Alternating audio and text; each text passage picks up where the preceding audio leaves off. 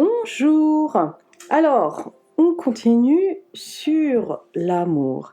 La semaine dernière, je vous ai fait une capsule de conscience sur pourquoi je ne rencontre personne en amour. Et pour la sortie de ma formation live à la fin du mois sur l'amour, j'ai décidé de vous faire des podcasts qui parlent d'amour. Des podcasts où j'essaye de répondre à vos questions. Et aujourd'hui, le sujet est comment les blessures d'âme agissent dans notre vie amoureuse. Alors, vous devez connaître les fameuses 5 blessures d'âme.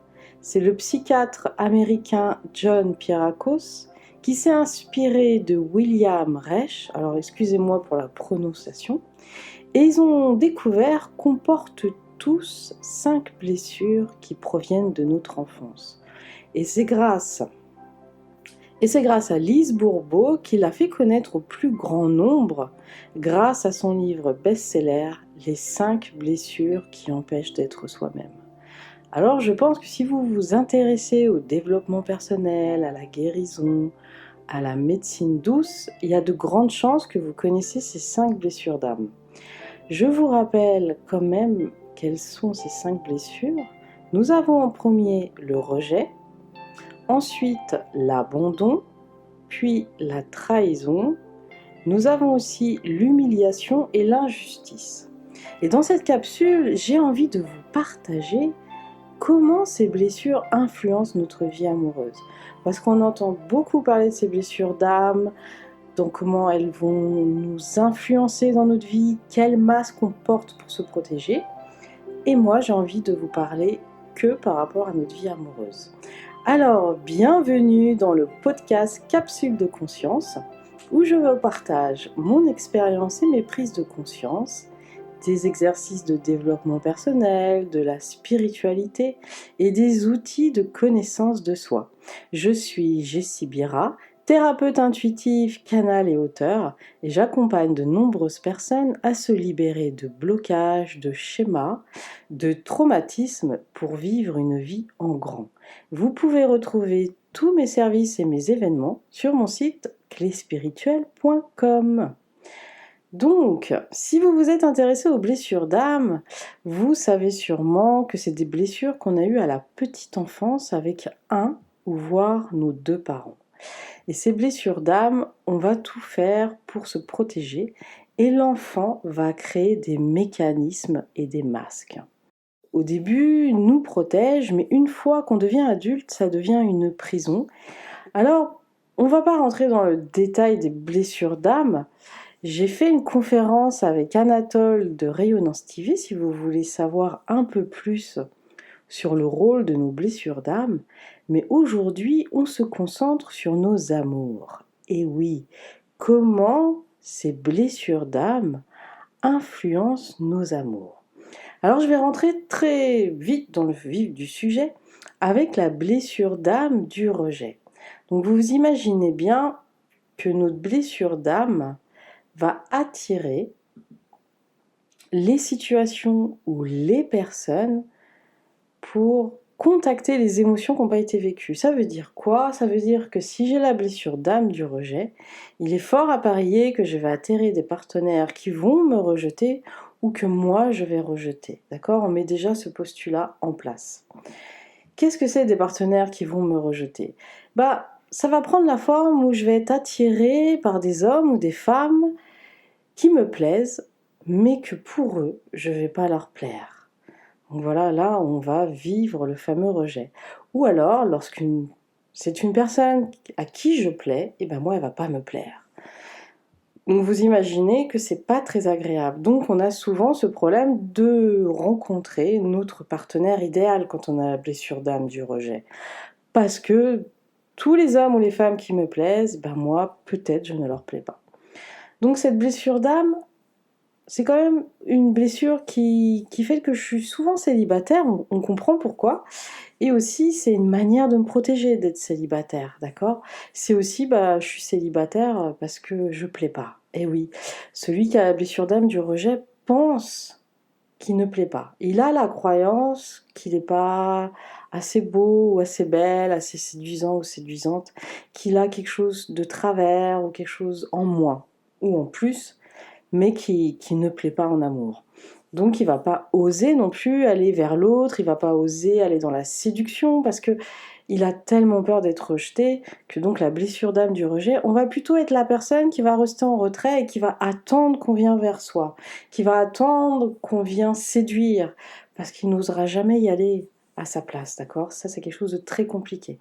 Il faut comprendre aussi que cette blessure d'âme, on a créé un masque pour se protéger et ce masque c'est la fuite. Donc ça veut dire que on va avoir tendance à fuir. Donc si jamais on est en couple et qu'il arrive des problèmes dans le couple, on peut vraiment être assez radical et mettre fin à la relation, c'est-à-dire fuir. Et si notre plus grande peur aussi, c'est d'aimer plus son partenaire que lui nous aime. Donc pareil, on est prêt à fuir. Si on sent que dans une relation amoureuse, on commence vraiment à être amoureux, on commence vraiment à avoir des sentiments profonds, on peut aller jusqu'à auto-saboter cette relation, c'est-à-dire soi-même y mettre fin, parce qu'on a trop peur d'être blessé. D'accord? Et aussi, c'est une blessure d'âme qui est les grands romantiques, ceux qui adorent les comédies romantiques, lire des histoires d'amour, les poèmes, l'art, tout ce qui a trait à l'imagination. Et ça peut rendre très difficile les rapports humains, car il peut y avoir un grand décalage entre tout ce qui m'inspire, tout ce que j'aime lire sur l'amour et ce que je vis au quotidien. Et il y a un écart qui peut se creuser comme ça, où je vais préférer être dans mes fantasmes plutôt que vivre ma vie. Donc vous comprenez pourquoi celui qui a la blessure d'âme du rejet est celui qui est le plus souvent célibataire. Alors attention, je vous rassure, si vous avez cette blessure d'âme, ça ne veut pas dire que vous êtes voué à rester célibataire, mais que vous êtes sûrement partie des personnes qui ont des périodes de célibat assez longues. Voilà, tout simplement. Ok, mais attention. Ces blessures d'âme, elles sont là pour être vues, reconnues, accueillies et guéries. Donc c'est pas une fatalité. Donc je ne suis pas là pour vous déprimer, mais pour vous donner des outils pour comprendre pourquoi je répète certains schémas dans mes relations amoureuses ou pourquoi je me sens bloquée. Donc si vous avez la blessure d'âme du rejet, vous voilà avec quelques pistes de réflexion qui, je pense, vont parler à plus d'un. On continue avec la blessure d'âme d'abandon. Alors là, en amour, on va porter son masque du dépendant affectif, bien sûr. C'est-à-dire qu'on va être toujours à la recherche d'être rassuré ou d'être dans l'affection de l'autre. Comme on a très très peur d'être abandonné, on va rechercher continuellement à être avec l'autre. On peut aller jusqu'à vouloir tout faire avec l'autre et ne pas vouloir rester seul. Parce que celui qui a la blessure d'âme de l'abandon, je vous rappelle, est celui qui a le plus peur de la solitude. Donc, on cherche à avoir le plus possible d'attention pour se sentir rassuré. Celui qui a la blessure d'âme de l'abandon a très peur d'être abandonné. Donc, qu'est-ce qu'il va faire? Il va vouloir toujours être en couple, même si il n'a plus de sentiments ou s'il n'est plus amoureux, on peut rester en couple. Et aussi, dès qu'on est célibataire, on risque d'aller très vite dans une nouvelle relation amoureuse juste pour ne pas être seul. Alors je grossis, si vous avez la blessure d'âme d'abandon, ça dépend bien sûr du degré. On a toutes les blessures d'âme, mais à différents degrés. Donc si vous l'avez à 20% la blessure d'âme d'abandon, à 20% la blessure d'âme du rejet, vous imaginez bien que vous n'êtes pas dans l'extrême, que vous êtes dans les milieux, que vous pouvez avoir quelques comportements, mais pas tous, heureusement. Donc, il doute énormément s'il est aimable. Donc, il va rechercher continuellement à se sentir aimé. Mais c'est un puits sans fond, parce que c'est sa blessure d'âme. Donc il pourra avoir toutes les déclarations d'amour pas possibles, il pourra avoir tous les gestes d'affection, de tendresse qui vont le nourrir, qui vont le rendre heureux, mais ça ne suffira jamais. Parce qu'au fond de lui, il y a une grande tristesse qui est au début un peu enfouie, qu'il a l'impression que ça y est, au début de la relation, on va pouvoir enfin être heureux, épanoui, aimé, mais tôt ou tard, cette blessure en soi, cette tristesse profonde qu'on n'arrive pas à comprendre, réapparaît. Parce qu'elle n'appartient pas à la relation amoureuse, elle appartient à la blessure d'âme, d'abandon. Donc on cherche à la combler, mais ça va provoquer énormément de déception, parce que ce n'est pas possible de la combler dans nos relations amoureuses. Ce n'est pas possible de combler cette blessure d'âme chez l'autre ou grâce à l'autre. Donc attention, on peut attirer des personnes qui peuvent avoir des comportements un peu toxiques pour nous, parce que comme on ne souhaite pas se séparer et qu'on veut absolument être avec l'autre, on peut rester même s'il y a des comportements qui ne nous plaisent pas ou qui sont en notre défaveur. Voilà pour la blessure d'âme d'abandon, qui vous imaginez, on peut aussi être à l'extrême, étouffer l'autre et être très jaloux, et du coup on se fait abandonner. On y va sur la blessure d'âme de trahison maintenant. Donc, comme son nom l'indique, on va avoir tendance à attirer des personnes qui vont soit nous trahir, soit nous tromper et nous mentir. Donc c'est très très difficile quand on a la blessure d'âme de trahison de faire confiance à l'autre. On va toujours chercher à contrôler ses faits et gestes, à contrôler la relation pour ne pas être trahi. Le moindre soupçon, c'est très compliqué à gérer. On va se faire beaucoup de scénarios. Donc on peut retrouver avec la blessure d'âme de trahison beaucoup de manipulation, beaucoup de jalousie, beaucoup de contrôle. Et ceux qui ont la blessure d'âme de trahison, ce sont ceux qui ont le plus de difficultés à se séparer en couple. Car c'est une de ses plus grandes peurs, la séparation avec le reniement. La blessure d'âme de trahison, elle a deux grandes peurs, la séparation, le reniement. Donc si on est dans un couple qui ne fonctionne pas, avec lequel on se dit bon, j'ai envie de me séparer, on va s'arranger pour que ce soit l'autre. Comme ça, on ne sera pas accusé de trahison. Par contre, si on se fait quitter par son partenaire, là, on va se sentir trahi. Donc voilà, la blessure d'âme de trahison, on a tendance comme ça à être dans la manipulation, mais c'est une protection. On peut aussi se sentir en compétition avec les autres femmes, si on est une femme, ou les autres hommes, et se comparer comme ça, parce que toutes les femmes qui approchent mon partenaire, ou tous les hommes qui approchent ma partenaire, peuvent être des rivaux. Et j'ai très peur d'être trahie. Donc j'ai énormément de mal à faire confiance aussi en amitié. Et comme on est beaucoup dans le contrôle avec cette blessure d'âme de trahison, on a beaucoup de mal à se laisser aller, à s'abandonner dans la relation, à exprimer sa vulnérabilité. Donc ça peut causer des problèmes au niveau de la sexualité, au niveau de l'expression de ses sentiments, du toucher, de la tendresse, etc. On va avoir très peur d'être trahi. Et ceux qui ont cette blessure d'âme pensent que exprimer leurs sentiments et leurs émotions, c'est une faiblesse avec laquelle on pourrait se servir pour leur faire du mal. Maintenant, la blessure d'âme de l'humiliation. La blessure d'âme de l'humiliation est une blessure d'âme qui va attirer des partenaires qui vont nous manquer de respect, qui vont nous rabaisser.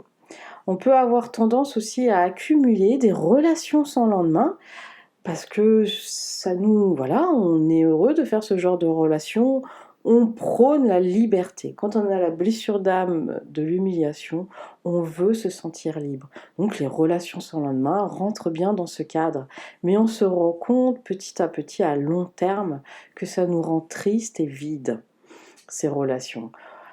Quand on a la blessure d'âme de l'humiliation, on a beaucoup tendance à se dévaloriser, se rabaisser, on ne se sent pas beau ou belle, pas aimable non plus. On peut avoir honte de son corps qui pose des problèmes au niveau de la sexualité. On va avoir du mal à se placer en premier et aussi à poser des limites dans ces relations. On va aussi dans ce cas attirer des relations toxiques, des relations de manipulation. On peut aussi, dans certains cas, avoir vécu du harcèlement ou des abus et croire que c'est notre faute. Parce que quand on a la blessure d'âme, d'humiliation, on a l'impression que c'est nous qui avons un problème. C'est à tort, hein, attention, mais c'est ce qu'on croit, c'est une croyance inconsciente. On va avoir aussi beaucoup de mal à éprouver du plaisir, à ressentir du plaisir. Le plaisir personnel, c'est quelque chose d'honteux, d'accord? La sexualité aussi, c'est quelque chose d'honteux. Alors, où on va accepter des choses qu'on n'est pas tout à fait à l'aise dans sa sexualité ou qui n'est pas conforme à nos valeurs, parce qu'on veut faire plaisir à l'autre, ou au contraire, on va être complètement coupé au niveau sexuel parce que on se sent honteux. Donc la blessure d'humiliation est assez compliquée dans les relations amoureuses parce que ça peut être vraiment une source de souffrance. Les relations amoureuses, c'est celles où on est censé être aimé, valorisé, partagé, fonder un foyer, vous voyez? Et quand on a la blessure d'âme d'humiliation, on peut avoir tendance à se passer en dernier, à se sentir moins bien que les autres, etc. Donc ça peut vraiment être une source de souffrance et j'invite vraiment à aller soigner cette blessure d'âme pour que vous puissiez être enfin heureux en amour. Nous allons maintenant sur la blessure d'âme de l'injustice. Alors la blessure d'âme de l'injustice, ça va être lorsque je suis avec un partenaire qui ne souhaite pas s'engager et on se sépare et il souhaite s'engager. Ou il s'engage comme ça avec la première venue. On a souvent entendu ces histoires où on entend nous-mêmes, où on a vécu nous-mêmes ce genre d'histoire, et ben c'est une injustice. Et oui, comme son nom l'indique, la blessure d'âme d'injustice va attirer des injustices. La blessure d'âme d'injustice nous met énormément dans le contrôle. On n'a pas pu s'exprimer dans son individualité lorsqu'on était enfant. Du coup, on va avoir tendance, une fois adulte, à ne pas se sentir aimable pour qui nous sommes. Donc on va aussi être énormément dans la rigidité, dans le contrôle et pas exprimer la vraie personne que nous sommes. On va pas pouvoir se laisser aller à être aimé et à aimer. On va être aussi énormément à observer, à se faire des scénarios. Ceux qui ont la blessure d'âme de l'injustice ne croient pas en la chance en amour. Au contraire, ils croient qu'ils sont malchanceux. Ils croient qu'il faut travailler dur, qu'il faut faire des efforts pour être heureux en amour. C'est pas quelque chose qui doit tomber du ciel, même s'ils aimeraient bien sûr. Parce que pour eux, ce qui tombe du ciel, c'est injuste pour les autres. Donc, il y a toute cette croyance comme ça que la blessure d'injustice, il faut que je sois performant, il faut que je sois le meilleur ou la meilleure pour être aimé. Donc on imagine la dépense d'énergie dans le couple. On peut aussi être froid sans s'en rendre compte alors qu'on croit qu'on est très chaleureux. On peut être froid avec son partenaire. Ça peut être assez difficile pour l'autre. Alors que nous, non, on ne se rend pas du tout compte. On croit qu'on est chaleureux, aimable, etc. On va se comparer sans cesse aux autres aussi, et on va trouver injuste que les autres trouvent l'amour, ou que c'est facile pour eux en amour par rapport à soi. On croit qu'on n'a pas de chance, qu'on a une mauvaise étoile, que ce n'est pas possible pour nous d'être heureux en amour.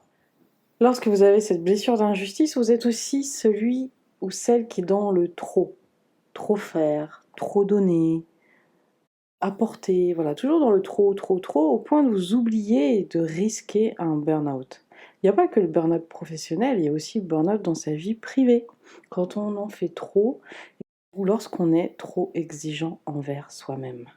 La blessure d'injustice vous rend rigide au point où vous n'arrivez pas à lâcher prise, à vous laisser aller, à être dans l'instant présent et à vivre votre histoire d'amour d'une manière spontanée, quelque chose dont vous avez envie et que vous rêvez. Mais vous pensez toujours devoir en faire plus. Voilà, donc nous avons les 5 blessures d'âme dans nos relations amoureuses. Alors peut-être que vous allez vous retrouver complètement dans une blessure d'âme, ou peut-être dans certaines, pas dans tous, ou un petit peu dans tous, pourquoi pas. Donc la blessure d'âme, c'est vraiment une blessure qui va conditionner notre vie. Déjà, d'en prendre conscience, c'est un premier pas très important. De se dire, ok, c'est mon enfant intérieur qui crée ces comportements, ce masque. Et après, utiliser, il y a plusieurs thérapies pour vous libérer des blessures d'âme. J'organise une fois par mois des web soins en groupe où ensemble nous découvrons la blessure d'âme dans tous les domaines de notre vie et ensuite nous faisons des exercices ou un voyage de guérison pour se libérer de cette blessure d'âme. Donc si vous souhaitez vivre un web soin, découvrir ou partager avec d'autres personnes, vous pouvez retrouver sur mon site internet. Je vous souhaite une belle journée ou soirée, cela dépend lorsque vous m'écouterez, et je vous dis à la semaine prochaine. Bye bye!